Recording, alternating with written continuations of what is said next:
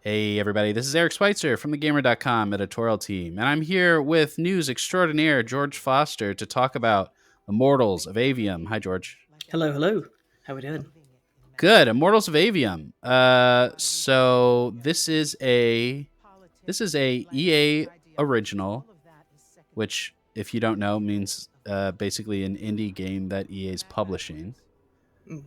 This comes from a new studio called Ascendant Studios. This is their first game, and Ascendant is like pretty much all of Telltale staff.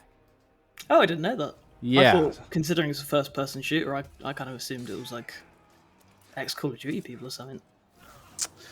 yeah. So it's founded by Brett Robbins, who comes from EA and I think Sledgehammer.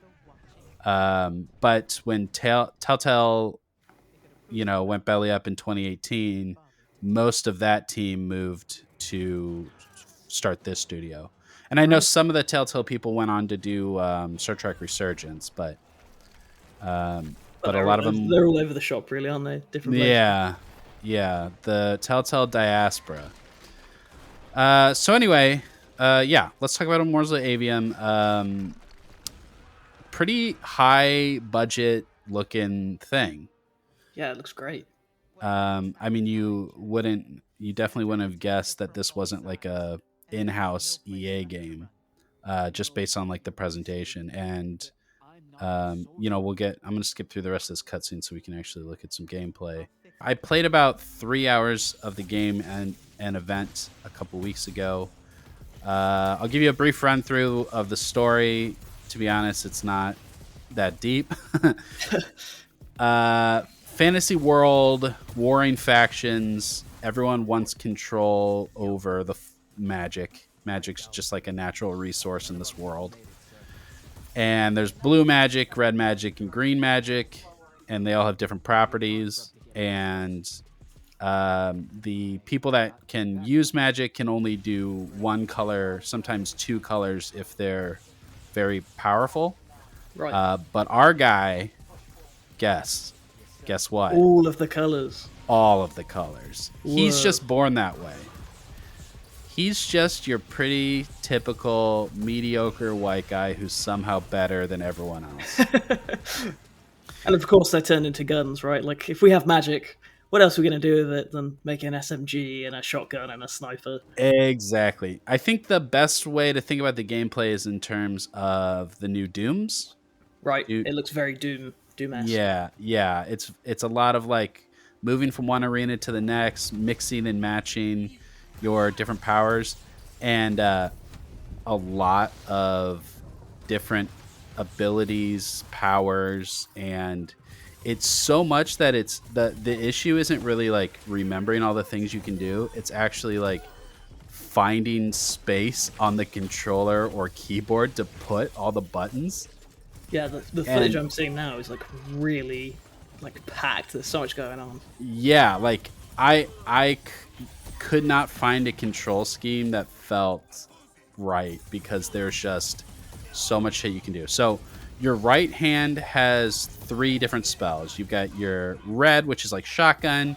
You've got green, which is like a SMG, and blue is like a long range rifle. And then your left hand also has three powers. Your right Jesus. hand, you have to reload like it's a gun. Your left hand is on cooldown. So Right. the one you just saw me using was like the whip, which you can grab dudes and bring them towards you. You have one that kind of like puts guys in stasis, and then another one that we'll see. I don't remember off the top of my head. Like I said, there's a lot. Then you have two-handed skills, and there's six of those. Um, Jesus. I'm not even close to being done. So there, so the two-handed skills are like there's like a wall that you send out that breaks through shields. There's like a big AOE that pushes dudes away from you, and those all use a resource, that green bar on the bottom right, and they each have a different cost. So they might cost like 1, 2, or 3 to use, and then you have to deal damage to build that meter back up. I could barely tell which green bar you meant then. Like I had to like Oh properly yeah, it's like red look. now. It's like green sometimes, and then it's like red. Okay, you also have a shield, like a block, which maybe you'll see me use. You have a dash. You have heal potions. You have mana potions. You have an ultimate, which charges up over time. That's the one on the far right, like that circle that's filled up is your ultimate. Uh, is that it? I'm sure I'm forgetting something, dude, but there is just like so much magic and not always a great reason to mix it up. I don't want to be like overly critical right out of the gate, but so you'll see that guys have a colored shield and you want to try to match the color of your spells to their shields for Yeah, extra standard. damage. And then sometimes guys will like actually put up a physical shield and you'll want to use one of your two-handed spells to break it. The whip is good for grabbing guys like that are long range, that are like standing on top of rocks, shooting at you and stuff. But for the most part, whatever magic you want to use will get the job done. They all, I mean, they all kill, right? Yeah. My concern seeing this right off the bat is that we've compared this to, the recent Doom games.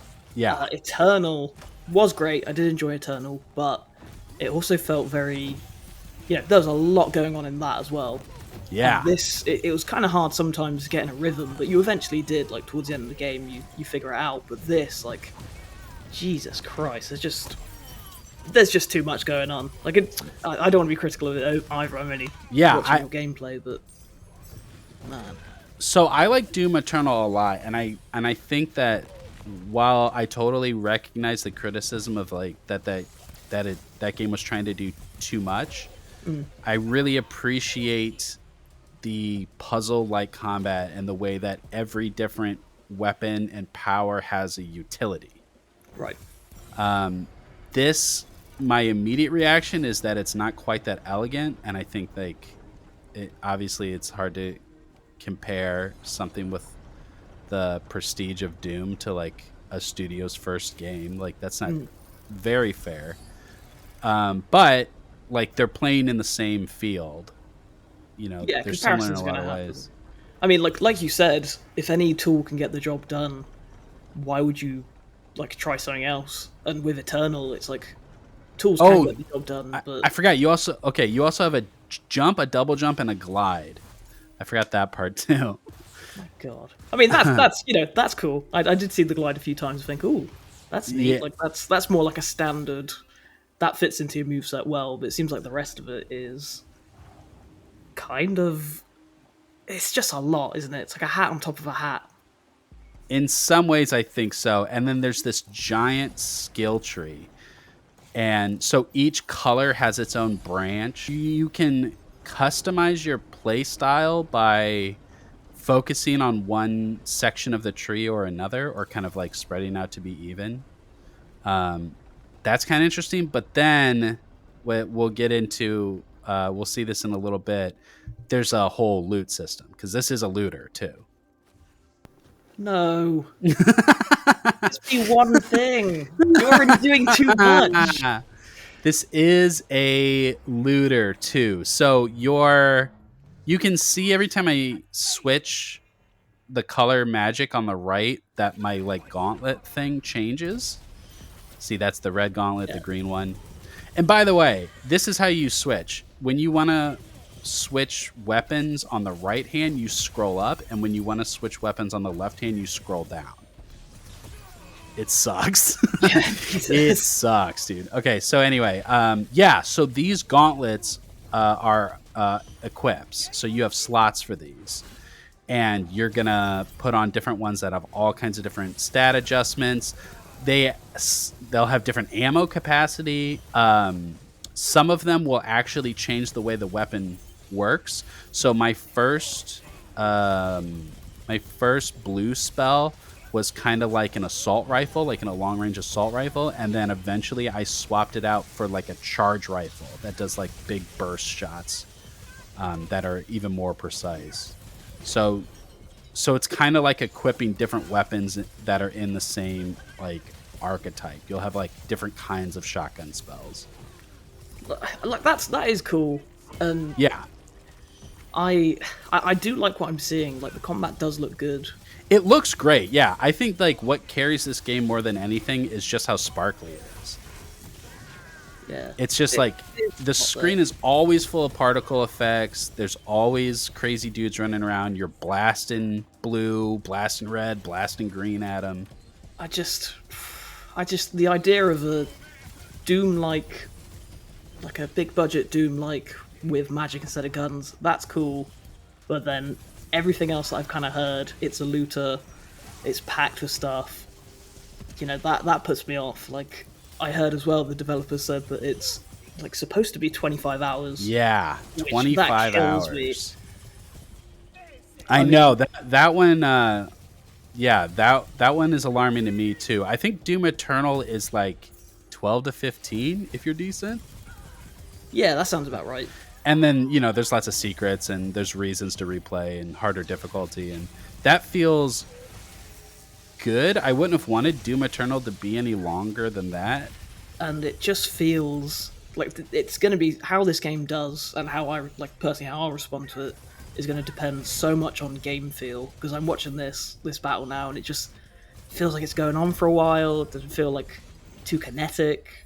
Like I was kind of on board when this was announced, and I especially like EA doing more original Gear. stuff. But I don't know. This is kind of off-putting. I'm not gonna lie, and this is even more off-putting to me. Gear. Ugh. I think that as gamers, we don't have a great vocabulary for shooters. I think that we don't have the depth to discuss shooters the way that we do RPGs or fighting games, Yeah. or and it just is it's a lot of just visual spectacle, vibes, and violence. I mean, I'm gonna now give you a challenge. How Yeah. does Immortals feel to play as a shooter then? Right, yeah. So I was kind of priming myself to explain that that's hard to explain. I will say that it does not have the and I'm going to keep comparing it to Doom Eternal. It's earned As it. It's annoying earned as that it. is, No, it's hard not it to. deserves it. It doesn't have the momentum and that always push forward feel of Doom. The way that Doom punishes you for trying to, hide behind cover or slow roll enemies. You have to keep in the fray. You have those finishers. They reward you with, ammo and health or whatever. And you're always just I need to just run straight at these guys at all times. This isn't that kind of energy. Yeah, it doesn't look it. It is in some ways more tactical because you're looking for weaknesses. You're switching spells and trying to assess the battlefield, I think, in sort of a slower pace, which makes it feel more oh, okay, I just got the new the disrupt. You hit him with the beam and then it kind of puts him into stasis, which I ended up using a lot. I like the one, but it feels a little not. It's not quite as fluid and kinetic as Doom is, and Doom is just still my benchmark for this kind of shooter.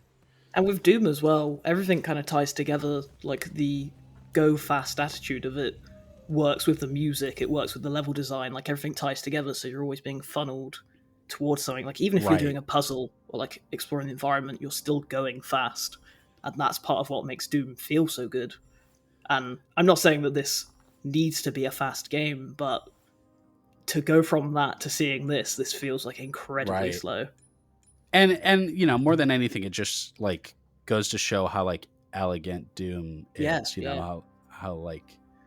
How much expertise went into it. Hey, we're crafting now. Yay! It's not really crafting. It's more like a shop, but you have all these different currencies that you pick up. There's a blue currency and a red currency and a green one, and then a generic credits, and so to craft, to buy new gear, you have to have the right essence, Yeah, legendary I'm falling essence. asleep here, Eric. I can't do this. Yeah, you I can can't see on see the left there's crafting. 5 different currencies that you collect. And then you just look at this like, okay, what's the Why? Yeah, why? red magic percent? Okay, do I want more damage or more capacity? Speed is sort of a nebulous stat. I think that's like the travel speed of the projectile. What? Yeah, because there's Uh, spells, yeah, so I it's like, guess. yeah. It's a shame because it's like this in concept and in terms of who's publishing it. This is exactly what I want to see more of. Like Mm, EA going, "Hey, this is a single player game, new world." right. I want to see that. Like, I really want to encourage this, but then I see craft, upgrade, deconstruct. I'm like, who thinks this is a good idea? It's very like Like, why? checklist This game doesn't, design, right? maybe it's fatigue. Maybe it's just we've seen so much of this over the past few years, but that It's doesn't excuse true. it.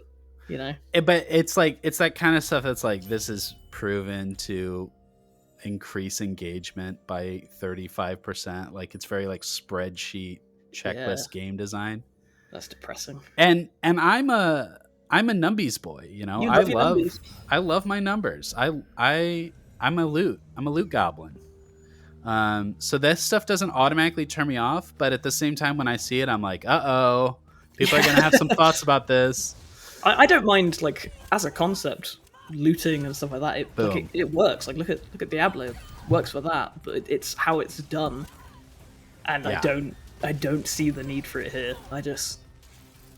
That puts me off more than anything.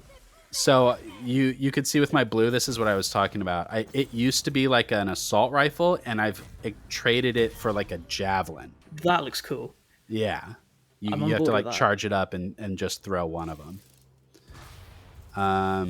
But I will also say when I crafted that, I had no idea that's what it was going to do, because when you look at the damn thing, it's just like damage up, ammo capacity down. It doesn't say like turns your blue spell into a javelin. It's just like numbers on the page. So yeah, I even went back to look because I was like, what the heck is this thing? It is not clear at all. I mean, okay, it is called the Lucian javelin. Yeah, but that could mean anything. You could. It's a Yeah. fantasy game. You can say whatever you want. Right. Yeah, I did not know that meant it was going to turn it into a javelin. So point of order. You got to know that stuff. The world is beautiful. It is fun to explore. I really like looking out at these like giant backgrounds and vistas but it is a like war over the magic colors that interesting? I don't really. think so. If it is, I haven't seen where it gets interesting yet. This construct thing is kind of cool. I hope I don't die here. Yeah, I had to like build this construct. He's like leading me on, and he's fighting with me. I don't know if you picked up on that. Yeah, I did notice him leading you. I didn't know what it was. Yeah, this big blue stone guy is fighting with me. He's fighting another one of them, but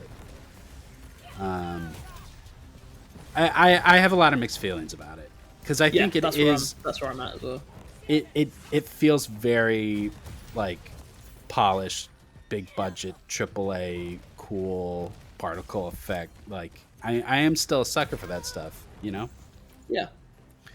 I'm into it. Like I'll give it a go. Like comparing it to Doom is a compliment in many ways. Like Doom's great. I'm keen to see all of the different spells and see how they work. It's just all the other stuff surrounding it, and I guess it's like what you say. It's like the attitude of engagement, right? Like this game is 25 hours because value is intrinsic to length. Apparently, like that puts me off. Like if this was a much shorter game, well, maybe it won't be 25. They've said 25. Maybe it'd be shorter in the end. But if this was shorter, I'd be happier. That's where I'm at with it. And I'm just like, I'm so overwhelmed by the the cognitive load of managing all the different things you can do, because I think like the UI is pretty minimal. Like I think they did a really good job of fitting it all in, but there is so much information packed on the bottom 10th of the screen there. Yeah, Like so around your reticle, that's your ammo capacity, right? Like those little pips in the center. yeah. So then going from left to right, you have your dash, which has its own cooldown. And then you have your left hand spells, and those little dots represent how many charges you have. The number next to C represents how many health packs you have. Then you have your health bar. Then on the right, it shows your 6 two-handed spells, your meter, which is how much mana you have for casting spells. That little number next to X is how many mana pots you have, and then Z is your ultimate. I'm starting to think maybe they should have just given this guy like one color power. Like maybe that would have been better. it's a lot. Yeah, that is the amount of times you and I have said this video. It's a lot. It's a lot going on. A lot to handle. I think that's going to be the takeaway. And this is like presumably like pretty early in the game where things are kind of simple and you're learning stuff. So I didn't even want to see what like the last chapter looks like. They had me play, I think, the first and the third chapter. I'm gonna skip ahead now so we can look at the boss. Not to end on a sour note, but I was not having a good time with this boss. Look at all these colors. Oh no! On paper, it seems kind of cool. He's got these weak points, and the weak points are different colors, and you need to target them, right? Right. The problem is, wouldn't it have been cool if I could run up his arm there? Yeah, that was my assumption as well. The problem is, so he's doing these sweeping attacks on me. I'm having a real hard time dodging them because my screen is always full of bullshit. And maybe if my field of view was wider, I'd have an easier time. But was there any way to see that attack was coming just now? No, that's the problem with first person. I'm having a real hard time dodging a single. In fact, I don't know if I ever dodge a single attack. I'm trying to block. I'm trying to jump over his arm. I'm not getting the timing right at all. And God. And every time he hits me, it's bouncing me back to the end of the arena. This thing like falls like through my point of view when I stun him, but it's like I totally get what they're going for, and it is a cool design, but actually fighting this dude sucks so bad. Yeah. I think I'd prefer like I assume this will be in the game because it seems like it will be, but like I'd prefer a battle against someone like your own size. Yeah, that would be cool. There are a lot of those, and like in an arena, and they're doing different attacks and stuff, and those do go across much better. But I'm just getting pummeled by this dude through this whole fight. Like I don't know how to dodge or predict an attack at all. Like it feels like a boss fight from a different game. Like it feels like a fight that should be in like a Metroidvania. Or something, you know, like I have no idea what's going on through this whole fight. I'm just getting bounced around everywhere. And I know people are going to comment skill issue or whatever, but everyone I talked to said that this boss fight was kind of a nightmare. It does look rough. And Doom has some really good boss fights, like, not to keep comparing it to Doom, but again, it's earned it. But, like, I like Doom's boss fights. They work well. I don't think this is going to... This seems annoying as shit. This is a pretty good example of how I feel about the whole game. It's like, it's such a cool idea, and it looks really stunning, but it doesn't really work that well. Like, yeah. Maybe it's too many ideas. I think that's it. I think that's it from what I've heard from maybe the whole game.